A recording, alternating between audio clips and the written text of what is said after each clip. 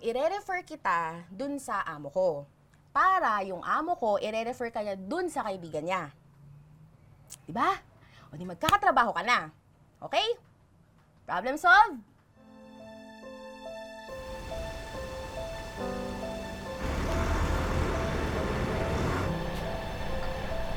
Uy, sabi naman ni Miss Yumarin, nakausap na niya. Kalakaban.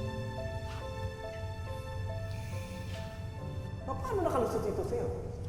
Nakalagay dito, bumili tayo ng 3 bagong makina na nagkakahalaga na 2 million pesos. Sir, oo nga po, naka-attach din po dyan yung delivery receipt tsaka purchase order. Upon inspection, those machines are only worth 1.2 million pesos. At sinasabi yan sa'yo ng supplier.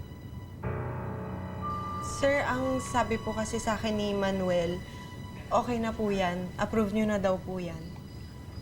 Bakit ako tinuturo mo? Wala ko alam dyan, ah. You knowingly allowed this to happen.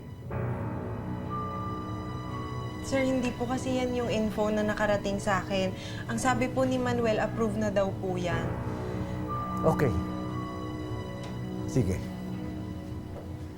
I'm sorry to say, you are fired. Sir? Sir, wag niyo po akong tanggalin sa trabaho, sir! Sir, parang awan niyo na po! Sir! Matagal pa naman to, no? Tawag muna ako sa Pinas, ha? Check up kasi ng tatay ko ngayon, eh. Okay, sige. Uy, bilisan mo ah. Oo. Hello, ate? Kanina ko pa inintay ang tawag mo. Sensya na, hindi ko nasagot kanina. Nasa biyahe kasi ako, eh. Ano sabi ng doktor? Ate, lumalaki na raw ang tumor sa utak ni tatay. Kung hindi daw natin papa-opera, tinaningan na siya ng doktor. Apple, hindi pa sapat yung ipon natin, eh. Ako din, ate. Ginagawa ko na lahat ng paraan. Paano ba kasi natin may ipon ng mahigit 1 milyon? Huwag kang mag-alala, Apple. Gagawin ko ng paraan yan. Sige na, nandito na yung boss ko, ha? Sige, bye-bye. Bonjour. Bonjour, madame. Es-tu chérie, celle recommandée par Monsieur Marriott? Oui, madame. Comment est ton français? Comme si, comme ça. It's all right. Platine Parajuriste is a division of the Liberté Loi Group and we offer paralegal services to the firm. Anong alam ko sa legal na yan? You'll be an all-around office assistant. Is that okay? Oh, madam, yes, I work as a nanny and a household help, so I'm okay. Kaya mo na yan. Oui, madam. Bienvenue à Platine. Merci. Pogi. Excuse me, Jean. Can we please talk?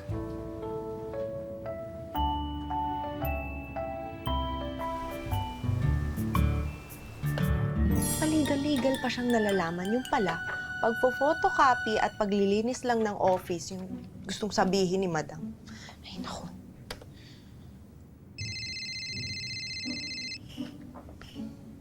Tawag. Patawag kayo? Paano kasi ate, itong si Lime, kailangan daw niya ng gown para sa JS prom niya. Kako, gipit tayo ngayon.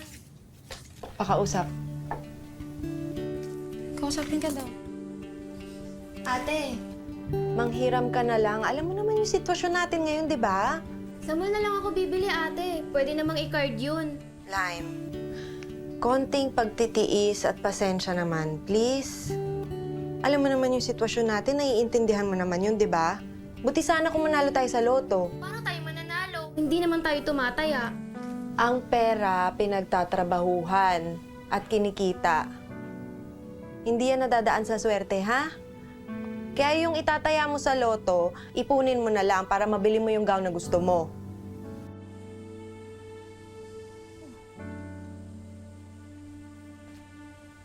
hello ate. Apple, sino yung hinihingal? Parang may naririnig kang Si tatay ba yun? Ano sasabi mo dyan? Walang humihingal dito ate. Tulog na si tatay kanina pa. O, sino yung naririnig ko? Sige na, babay na, sige na. Babay. Minumulto na yata ako dito.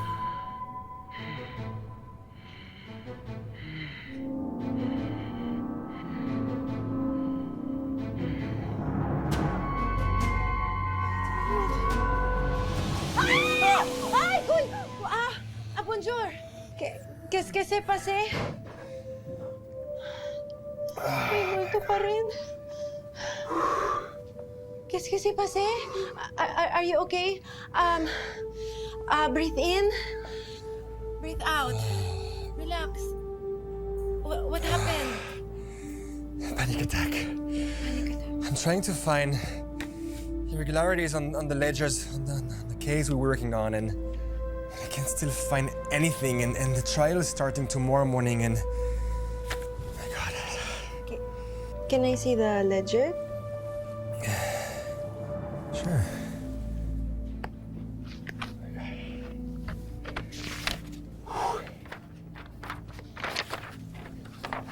Hindi naman balance itong mga to eh. Daming mali sa timetable. Kaya naman pala hinihika to si Kuya. Kawawa naman. I can help you. I'm a bookkeeper in the Philippines. Tu es sûr? Oui. Écoute, merci. Au fait, moi, c'est Jean. I know you. I heard. I'm Cherry. You know me? Not really. I saw you when Madame Julian called you. Ah, yeah, Julian. She's my ex. Yeah. Ah, the past. Char.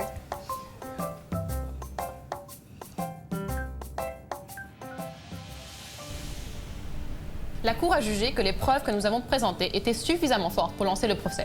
Bravo, Jean, tu as fait du bon travail. Pour être honnête, c'est Cherry qui m'a aidé hier soir à trouver ces incohérences. Comment ça se fait que tu sais faire ça, chérie? I was a bookkeeper in the Philippines, Madame. Impressionnant, merci, chérie. Je t'en dois une, Cherry. Merci. Okay, let's continue the meeting. Thank you, Cherry. Jean, peut-on parler? Tu m'évites. C'est quoi, du boulot? De nous? Écoute, notre relation était un désastre et tu le sais. Mais pourquoi tu veux pas nous donner notre chance?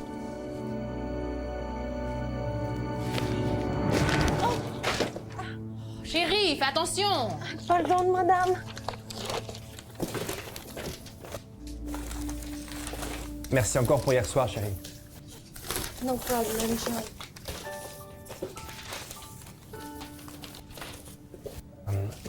Est-ce que je peux t'inviter plus tard? Sure. Cool. So, see you later after office.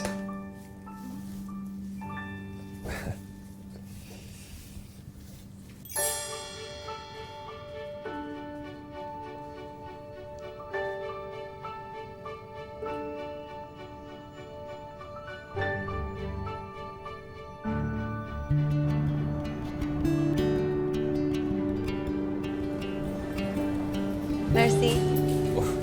I should be the one thanking you. So, how long have you been here in France? A bit more than a year.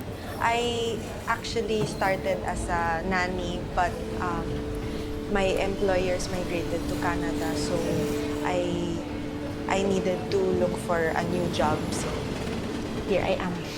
But wait, you're an auditor, right? So, why work as a nanny? I can't find any auditing jobs here, but you know that doesn't matter because I'm here to earn money because my father needs money for operation and my siblings schooling also. You know, in the Philippines, even if you work 24/7 in the office, I won't earn as much as how I'm earning now as a nanny or office assistant here in France. Wow, how selfless. Well, me, I just work for myself. Yeah, you know, because Filipinos are like that. We are willing to do everything for our family. Hey, have you ever tried playing lottery in France?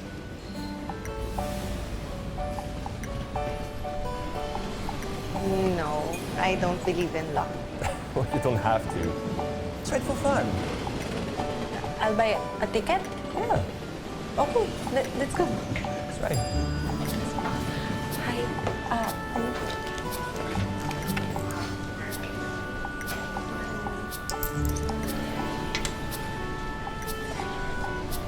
Okay, let's test your luck. Suerte, come to me. Suerte. Yes, it means luck. Repeat after me. Maybe it's gonna work.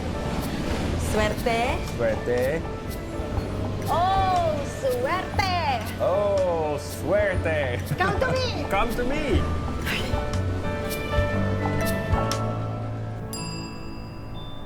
Woo! Opisina o date? Hoy, ano yan? Issue ka, ha? Hoy, hoy! Nakita ko kayo kagabi ni Papa. Hoy, alam mo, ikaw, issue ka talaga. Si Jean yon, paralegal sa office, okay? Tinulungan ko yung tao, tapos nagpasalamat, tapos nilibre ako. Nilibre? Parang na-in love. Malay ko. Charan! Sabi ko na nga, abay, kilala kita eh! Oo, in love na yan! In love na yan! Sobra in love agad. Sandali, wait. May kikwento. Ayun! Ano? Speaking of Jean, nakumbinsi niya ako na bumili kagabi ng Lotto scratch card. Oo, sandali. Ito. Saan ba yun? Sige, go. Scratch mo na lang. Swerte, swerte, come to me.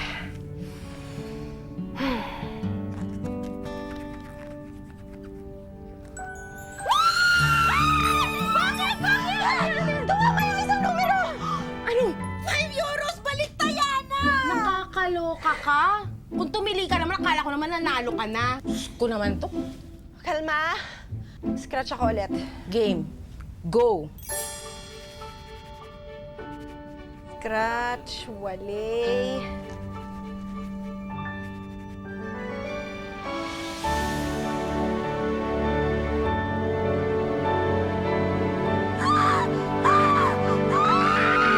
Kumapit ka lang sa iyong kumapit ka lang.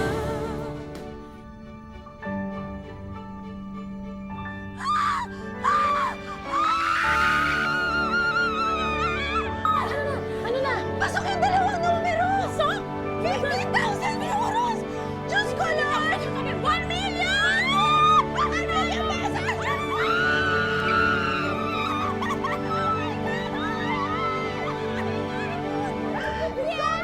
Tatawagan ko si Apoy! Go! Apoy!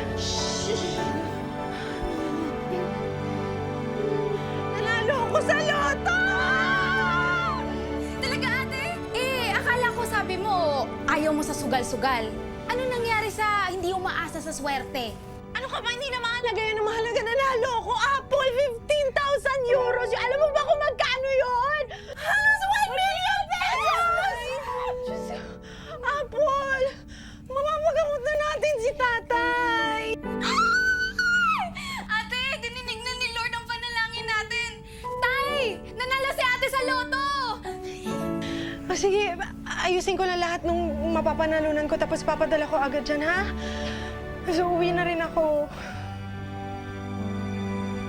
Sige na, mag-ingat kayo, okay? Sige, bye-bye.